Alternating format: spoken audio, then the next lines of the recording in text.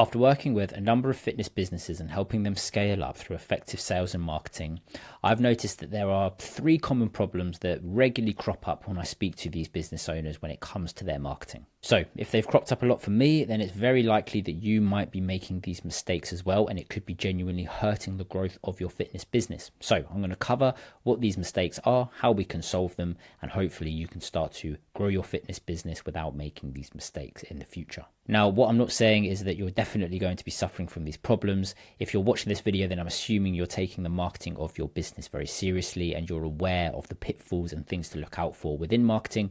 But I do find that more often than not, people need to be reminded more than they need to be taught. So hopefully this could be a reminder just so you don't fall into these traps in the future. So with that said, let's jump into these mistakes that you could be making or mistakes that you need to be avoiding in the future. So these are the three mistakes that you could be making that could be affecting the growth of your fitness business. So, and they are easy to fix as well. These aren't catastrophic mistakes that are irredeemable and you can't track back from them. You're going to be able to solve these mistakes after watching this video. So do not fret. These aren't massive mistakes that are just going to guarantee the demise of your business. So many fitness businesses make these marketing mistakes that do prevent them from going, but these mistakes can be costly, but they can also be avoided. So let's cover these mistakes. I'm going to move myself back up. Okay, so mistake number one that I find when I come into a fitness business and I look at what they're doing at the moment, I look at their ads and their messaging and the way that they're speaking to their potential customers, I do find that a lot of them are using very generic messaging. So they just think that if they cover all bases, then a lot of people are going to be interested because a lot of people can resonate, when in reality, this is very backwards thinking. So the mistake is many gyms try to be everything to everybody. Okay, they use generic messaging that doesn't resonate with any specific group. So this is a common marketing mistake. So the solution, successful gyms focus on marketing on specific demographics and needs. So this allows them to speak directly to their ideal customer. Okay, the more specific we can be with marketing and the more directly we can speak to a type of person, the more that our messaging is going to resonate with them. A way of doing this, and I've spoken about this in a lot of videos, is having a massive, a truly deep understanding of our customers. What are the average problems of our customers? What are the average objections they have? What are the average goals that they are looking to achieve by paying for your service? Once you have a really good understanding of all of those things, then marketing becomes so much easier because you can speak to these people directly as if it's literally just you and them. And that's what you want your marketing to feel like. You want it to feel like the person that is reading it and that is resonating with it, which is going to be your ideal customer, you're speaking directly to them. Okay, this isn't just a general post for everyone. This post is like literally been put together and created to speak to them, their problems and their goals. So an example, Gym A runs an ad that says, "Join now, the best gym for everyone." Very bland, very basic, sure, call to action, but this isn't really hitting home to anyone. Whereas Gym B runs an ad that says, "Busy professionals, get fit in just 3 sessions a week, no time wasted."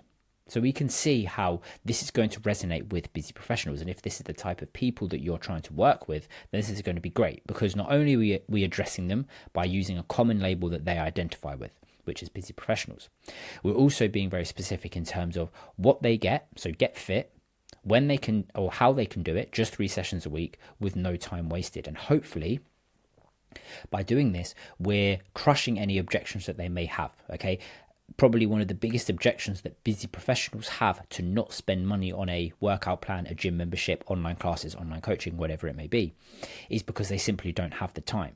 They know that they need to be fit, but they don't have the time required to genuinely get fit, to genuinely see results, to give it the respect that it deserves to actually get the results that they need. So they just simply put it off because they don't have the time. So we're addressing this biggest objection by basically saying to them, you can get fit in just 3 sessions a week, no time wasted. Okay, you're getting the most out of your time. This is going to resonate massively with busy professionals. You think of a CEO of a company, they're scrolling through Facebook on the toilet, they see your ad crop up and all it says is "Join now, the best gym for everyone."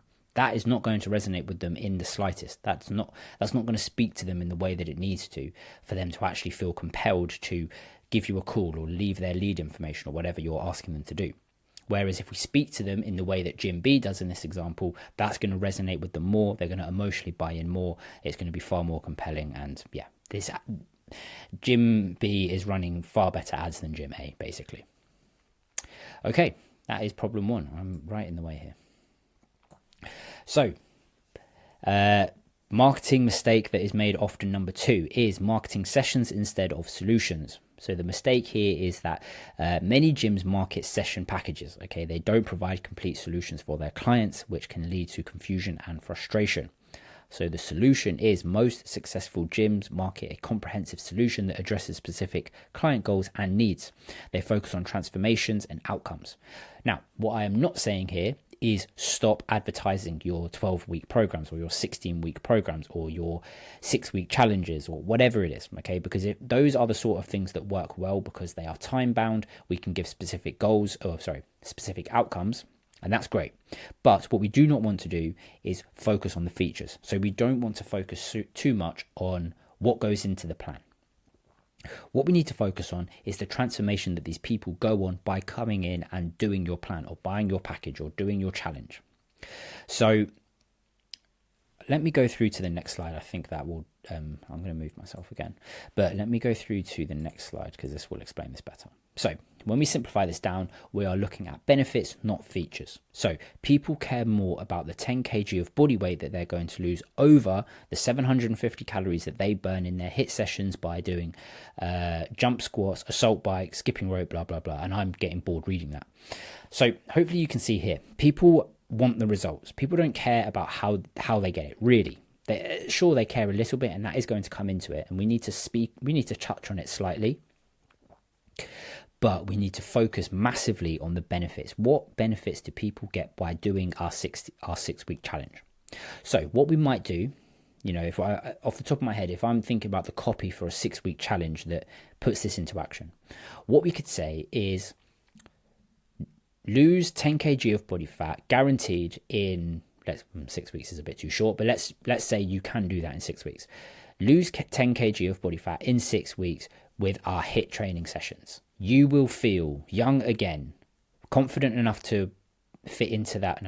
Confident enough to walk around the beach or by the pool on holiday and not feel self-conscious that people are looking at you. Insert benefit here, but hopefully you can see there that I'm speaking about the actual benefits that people receive by doing our 6-week challenge rather than the amount of calories they burn or the type of exercises that we do. Okay, people don't care that they're going to have to do the assault bike for 30 seconds and then do jump rope or skipping rope for 30 seconds after that.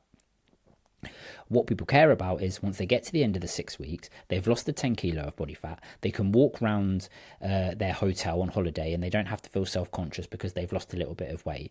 They can go on holiday and they can enjoy their food and enjoy their drink because they feel like they've had a healthy run up to the holiday and they deserve it rather than feeling guilty. They can fit into that dress that they used to be able to fit into but they can't anymore, or fit into the suit that they can't fit into anymore. They can feel healthier, they can feel less fatigued, they can go to work and they can do a whole day's work sat at their desk completely focused and get a lot done and be as productive as possible because they're more healthy and their body is working, as it should do. There's loads of different benefits, and again, you need to have a very deep understanding of the benefits that people want when they come and use your services. So is it weight loss? Is it to feel healthier? Is it to battle fatigue? Is it to whatever. The better you understand the customer, the better you can write copy that's going to resonate with them. But we always need to focus on the benefits and not the features. So hopefully that's made clear by the example that I've given there. And finally, the last mistake that people make is not investing enough in marketing. Okay, I know as a marketer, this might seem a bit biased, but it is true. The amount of gym owners that I speak to, or fitness facility owners or online coaches, and they see marketing as a cost is, it's a lot, and it's a big objection. And when I say how much we should spend on marketing, they simply see that as money out and they do not think about what that could potentially return. The fact that could actually double in value or triple in value, because for every £1 we put in marketing, we get £3 back. But people struggle to see it in that way, and they just simply see it as a cost and not an investment. So like I've just mentioned, a lot of gym owners or online coaches, fitness facility owners, they see marketing as a cost rather than an investment, and they are reluctant to spend money on marketing, and they hesitate to reinvest profits. So the solution here is successful gyms view marketing as an investment in growth. They track their marketing spend and reinvest profits back into marketing that works. Okay, if you can build out a solid marketing system, okay, you're running paid ads and you spent a lot of money on it, and you can sort of not guarantee, because nothing is guaranteed, but you've got it to a point where you understand what types of creatives, what type of copy, what type of targeting needs to go into your campaigns to generate a particular type of result. Okay, and you know what kind of ROAS you can get, or what kind of cost per lead you get, or what is your profits that you generate. So like I just said, for every pound you spend on marketing, you get £3 back. And then once you've got that down to a science, which you can do, then it just becomes a matter of money in, money out. Okay, and sure, at scale, effectiveness will drop, but the more money you spend, the more money you will make. Okay, because, okay, sure, your return on ad spend, maybe you double your ad spend and you only get back £2 for every pound that you spend, but depending on the maths, you actually end up making more money and things become less effective at scale. That's just the law of business. But like I say, we're making more money anyway because we're spending more money. And this is the key to growth. This is the key to marketing. And this is the key to using marketing effectively. But what we need to do is you need to build out a reliable system that consistently and predictably brings in results for you. And that is just then a machine that you should look at, that the more I turn this machine up, i.e. the more I spend on it, the more customers I get. And you can look at your business and you can think, I'm doing really well at the moment. I don't need to spend so much on marketing because I would cap out on my capacity. It would affect the quality of the service that I provide. And those are good reasons to stop doing marketing. Okay. Doing a bit of marketing, just about seeing some profit, and then stopping because you think, oh, I've made some profit, I just want to keep this now. And you have sort of a scarcity mindset when it comes to marketing, then that's a really bad reason to stop investing in marketing. Okay, if something's working and it's growing your business, then you want to be chucking as much money at it as possible, because it is growing your business. And the only reason you stop throwing money at it is because it's worked so well to the point where other parts of your business are now breaking because of the increased flow of leads and customers. So your operations is taking a hit, the quality of your service is taking a hit. You know, that's when you start turning marketing things off, not because you've made a bit of money and you just want to keep it because you're worried that it will stop working. Okay, you need to have the mindset that the more you spend, the more data you get, meaning you're far closer to reaching a point where your marketing system just generates customers on tap, and you can simply turn it up and turn it down based on where you're at with your business. So I should have thought about where I put these pictures in my head. So just to sort of finalize this and give you some action steps, these are the marketing strategies for growth. So focus on your target market, focus on a specific demographic or niche. This will allow you to create messaging that resonates with your ideal clients. You need to speak directly to them, to their pain points, to their goals, make them feel understood, valued, heard. You know, people need to feel like you are literally speaking directly to them. It's almost like last week they told you all their problems and their goals, and this week you've put it into an ad and they just see it pop up on their Facebook or their Instagram and they're like, oh my God, this person literally knows me. You don't really, but you understand the type of people that you're speaking to. They're that type of person. It's going to resonate with them. Complete solutions. So market complete solutions that address specific client goals and needs rather than just selling session blocks. So like I say, we're focusing on benefits, not features. So again, better understanding of your customers will allow you to do this more effectively. Speak about all the benefits that people want, all the goals that people have, because if you've got 50, 100, 150 members right now, and you go through and ask like all of them, what are your goals and what were the reasons you joined my gym or started being a client of mine? What were the problems that you were hoping I'd solve for you? You know, after you've asked 50 to 100 people that question, you're going to start to see the same things crop up. And more often than not, there's going to be about 6 to 7 main problems that people or 6 to 7 main problems they have and goals that they want. And then you can pick the top 3 out of those that come up the most, and you can use those in your marketing language and your copy and your adverts and your creatives. And that's just going to make your marketing so much more effective because it's going to resonate with people far more. So if you don't already, look to gain a deeper understanding of your customers. And then finally, invest in marketing. So treat marketing as an investment in growth. Track your results and reinvest profits back into marketing that works. So if you are making those mistakes, hopefully you will stop doing so in the future. Hopefully this has been useful to you.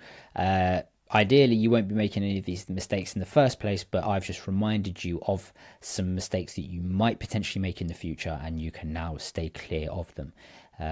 Now, if you are looking for a more personalized approach to your marketing problems, perhaps you don't really want to have to worry about this all the time, we have a solution that can take care of your customer acquisition systems for you, provided you are in the fitness industry, of course.